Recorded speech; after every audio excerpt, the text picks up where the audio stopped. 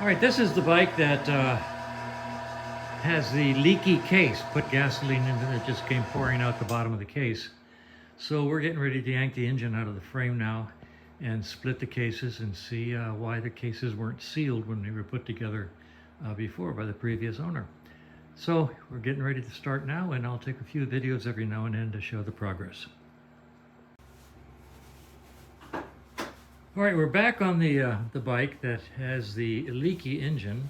The cases were split, put back together, and apparently didn't get a good seal, because when I filled the case with a quart of gasoline, it came right out the bottom between the seams.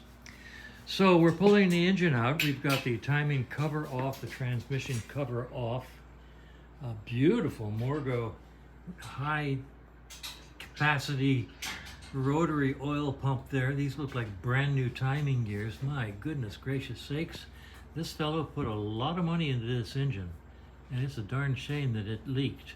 So we've got this side out. We're going to pull these timing gears out of here. We'll pull the guts out of the transmission here, because it's easier to do it with the bike in the frame than it is with the bike with the engine on the it's the bike on the frame, with the engine in the frame rather than the engine on the bench. So we will continue disassembling before we hoist the engine out.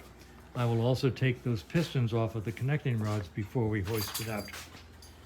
Over here we're going to empty out the primary, and so probably within less than an hour we should be hoisting this engine out of the bike.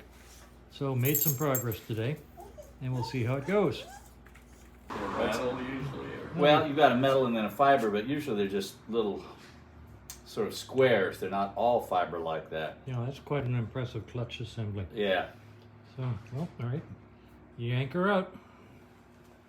All right, we've got the clutch plates out and the alternator, rotor, and stator off. We just noticed something down here at the bottom. We actually reached in here and found a little nut was inside here. So apparently in the 5 years while this thing was stored somewhere, a varmint, a varmint probably dropped it through here, and it'd end up in the bottom of the primary. Yeah, Jeff, never know what you're going to find in here. I once found a razor blade inside the primary. Amazing, you just never know.